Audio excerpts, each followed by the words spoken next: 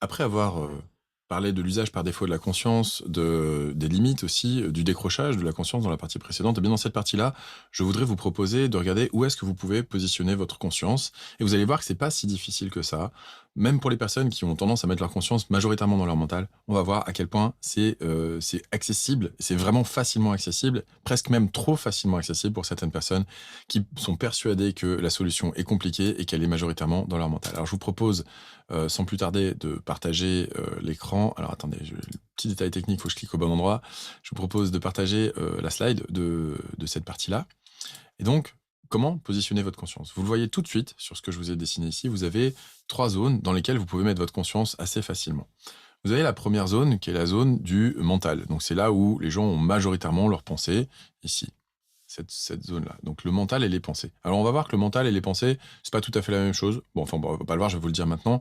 Vous avez des pensées, en effet. Donc typiquement, quand vous cherchez à répondre à une question, c'est la pensée. Mais dans le mental, vous avez aussi le modèle du monde. Donc votre modèle du monde, ça va être les lois qui vont régir le monde. Les lois de causalité. Je sais pas si vous vous rappelez, j'en parlais dans la première partie. C'est-à-dire, si je fais ça, alors ça. Donc ça, c'est ce qu'on appelle des croyances causales. Et c'est comme ça qu'on peut construire son monde. Il y a aussi, dans le mental, quelque chose qui s'est construit au fur et à mesure, c'est les croyances globales. Donc ça, c'est la causalité. Et vous avez aussi les croyances globales du genre, les hommes sont des, les femmes sont des, la vie c'est, le travail c'est. Et si vous finissez la phrase, vous avez vos croyances globales. Donc, causales et globales. Pour autant, on va pas rentrer dans le détail du système de croyance, même si je propose d'autres formations qui le permettent. Pour l'instant, je voudrais juste vous montrer à quel point vous pouvez, en effet, choisir à quel endroit vous allez mettre votre conscience. Vous pouvez donc mettre votre conscience dans votre mental, dans vos pensées, c'est ce que font la majorité des gens. Et puis pour pouvoir décrocher de là, parce que quand au bout d'un moment on est trop là, eh bien on est trop déséquilibré, il y a quelque chose qui n'arrive pas à se réguler, eh bien, on va pouvoir essayer de mettre sa conscience à d'autres endroits.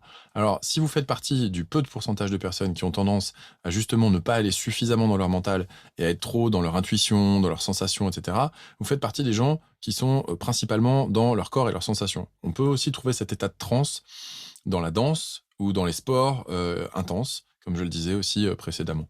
Et là, vous allez essayer de prendre conscience de votre corps au maximum. Est-ce que je respire le plus profondément possible? Pour tout ce qui est artistique, chant aussi, choses comme ça, bien sûr. Tout ce qui est travail d'acteur, bien évidemment que ça compte également.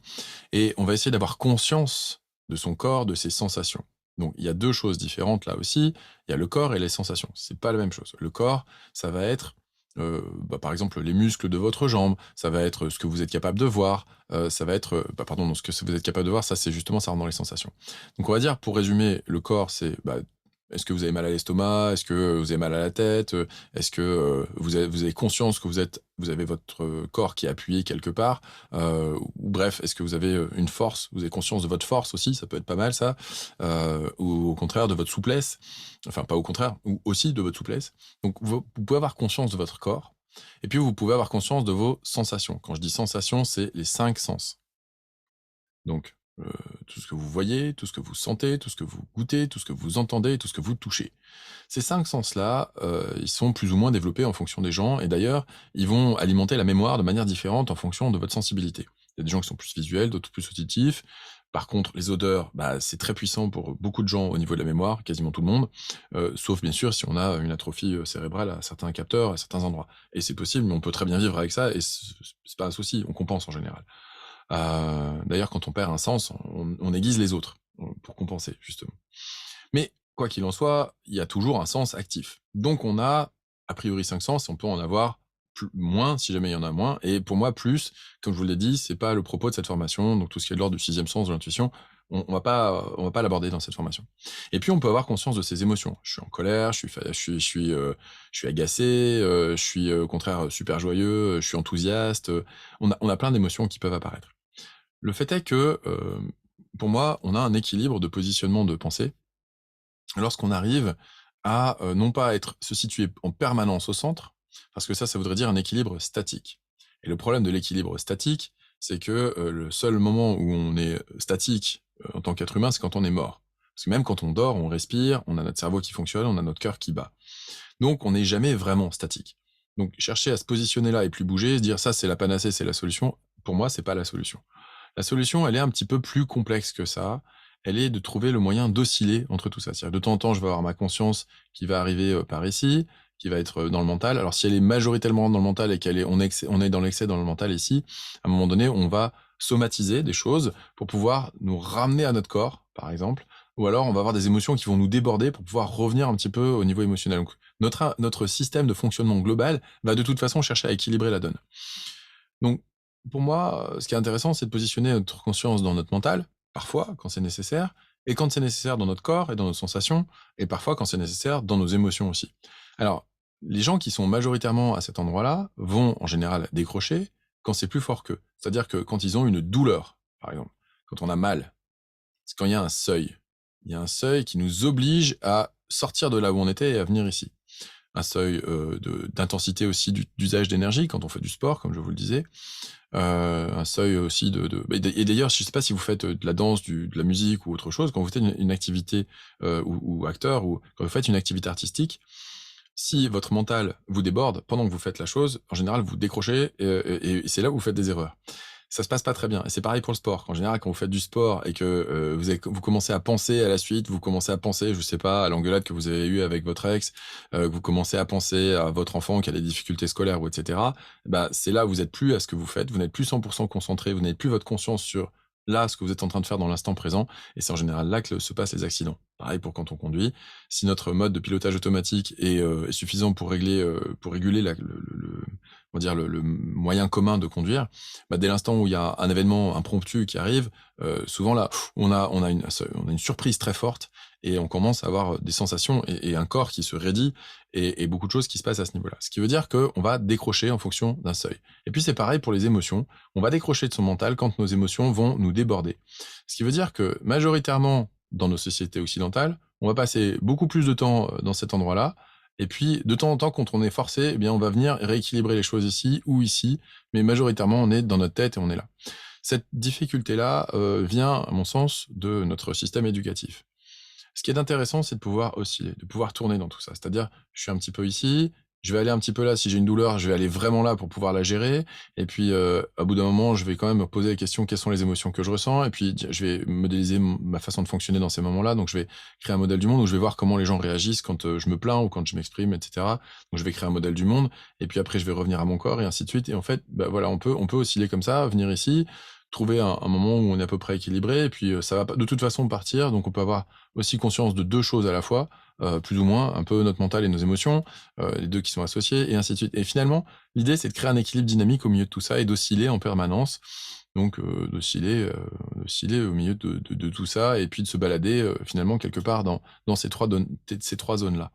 Le fait est que si vous connaissez le chemin par cœur pour aller dans votre mental ou vos pensées, eh bien, pour aller dans vos émotions, vous n'allez pas y aller parce qu'il y a quelque chose de désagréable, parce que vous allez peut-être justement perdre le contrôle quelque part, parce que vous allez rencontrer des choses que vous n'avez pas modélisées, parce que c'est un domaine dans lequel vous n'êtes pas beaucoup allé. Et la plupart des gens dans nos sociétés occidentales, ont appris, comme je le disais, dans le système éducatif, à étouffer leurs émotions pour rentrer dans le monde des adultes, qui est présenté comme étant principalement dans la stratégie, dans le mental, et dans les pensées, et dans les objectifs, et dans la manière de mobiliser ses ressources pour atteindre ses objectifs. Et souvent, on va considérer comme une réussite ou que quelqu'un a réussi quand il a atteint un certain degré de richesse, quand il a atteint une certaine notoriété, une certaine célébrité, etc., etc. Donc finalement, on va mettre des objectifs, une stratégie et atteindre des objectifs. Et c'est un petit peu comme créer un problème, chercher des solutions, résoudre le problème. Ça s'arrête jamais. C'est-à-dire que si on laisse sa conscience principalement dans son mental et dans ses pensées et qu'on continue à étouffer ses émotions et à ne pas les écouter, la réussite devient la réussite du mental, la réussite de la stratégie, la domination par le mental. Et en même temps, il y a quelque chose d'historique aussi, c'est que si l'homme a réussi alors que ses caractéristiques physiques ne sont pas les plus extraordinaires de la planète par rapport aux autres animaux, je veux dire, si vous jouez à qui gagne avec un ours, il y a peu de chances que vous gagnez. Hein. Il se déplace plus vite que vous, il est plus puissant que vous, et en plus, il va vous bouffer en 2 secondes. Donc, bref, s'il est en colère. Donc, on voit bien qu'un individu seul, face à un autre animal seul, l'humain a tendance à perdre en général. Qu'est-ce qui fait que l'humain n'a pas de prédateur sur la planète? Alors, il y a plusieurs phénomènes, c'est multifactoriel, mais il y a notamment un, c'est justement cette capacité de stratégie, cette capacité d'anticipation, cette capacité de modéliser, d'optimiser. Et ça, c'est quelque chose qui est jouissif, qui nous donne une part d'humanité aussi, quelque part, mais qui nous détache d'une autre partie de notre humanité, que sont les émotions. Parce qu'un monde sans émotions, ce serait fort, fort triste, à mon sens. Pour autant, mettre sa conscience dans ses émotions, c'est désagréable, surtout quand on a vécu des choses pas très agréables dans son enfance et qu'on a du mal à accepter de se les remémorer. On voudrait les fuir. Donc quand on a des émotions trop désagréables, qu'est-ce qu'on fait? On va fuir dans le mental. Quand on a un corps, où on n'a pas trop envie d'en prendre conscience, on va fuir dans le mental. Et vous pouvez voir ce qu'on appelle les intellectuels. C'est des gens qui vont développer des concepts, qui vont pas forcément parler beaucoup, de ressenti. On le voit dans les émissions, où on les interviewe, hein, des gens qui font du travail de recherche, mentale principalement. Moi, j'ai rencontré plein de physiciens et ils sont majoritairement détachés de leurs émotions, hein. Et puis c'est pareil, ils ont pas forcément un corps non plus qui exprime la manière dont on se représente les gens, qui sont, principalement dans le mental, c'est, ils ont une grosse tête avec un corps, tout chétif. C'est le geek. Vous savez, le fameux geek qu'on peut retrouver dans je sais pas, des séries du genre Big Bang Theory ou ce genre de choses-là. Vous avez la personne, elle est toute chétive comme ça, elle est toute frêle et elle est pas forcément, physiquement super balèze. Par contre, son cerveau, lui, il va être de plus en plus gros et on va pouvoir se poser la question de: «OK, il y a quoi dedans?» Et là, même d'ailleurs la manière dont on représente les extraterrestres, souvent ils ont une tête énorme et ils ont un corps tout petit, tout chétif, parce que on se dit la puissance qui nous caractérise en tant qu'être humain est dans notre mental.